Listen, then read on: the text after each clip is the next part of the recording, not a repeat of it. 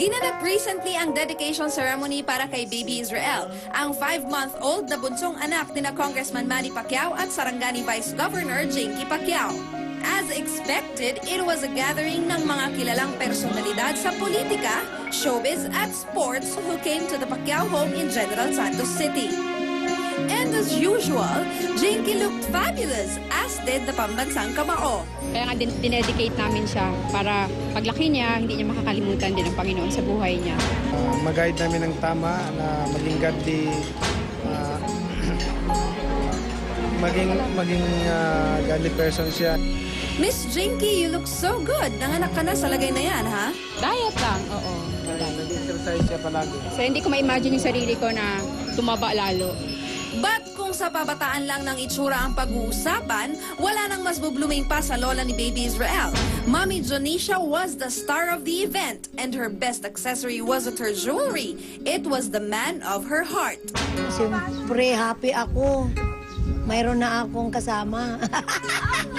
Unang kita mo sa kanya, gusto mo na agad yun eh. Gusto mo na siya, interesado ka na sa kanya. Kaya ako gumawa ako ng paraan para maibigay ko yung number ko sa kanya. Kasi alam ko, hindi niya ibibigay yung number niya eh. Oo. Dami na nabigyan Maraming sa bantay akin. yan eh, nakapaligid eh. Hindi ko inisip yung age gap na yan. Kasi kung iisipin ko, sana hindi ko na pinagpatuloy ito yung nararamdaman ko sa akin. Maski na way past the age of consent na ang dalawa, pinilit pa rin ni Mommy D na kilalanin at magpaalam sa papa ni Michael na si Ginoong Felicito Yamson. Sabi niya, tanggap ka na namin.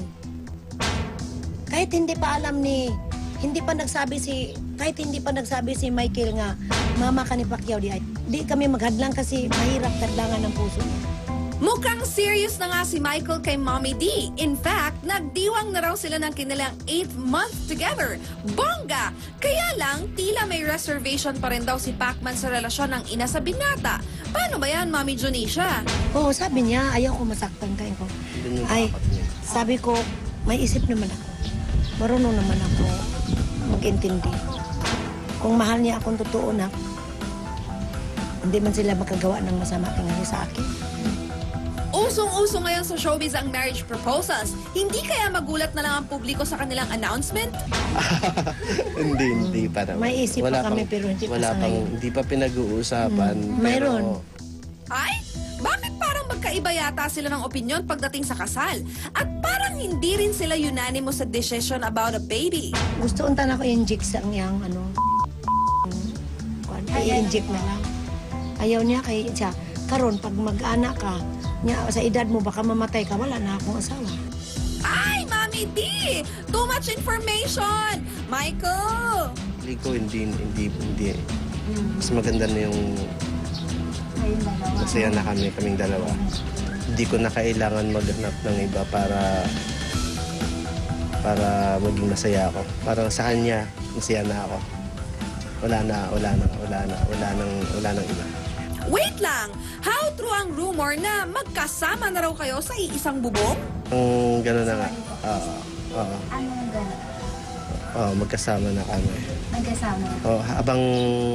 Habang hinihintay ko pa yung pagpunta ko ng Manila sa trabaho ko.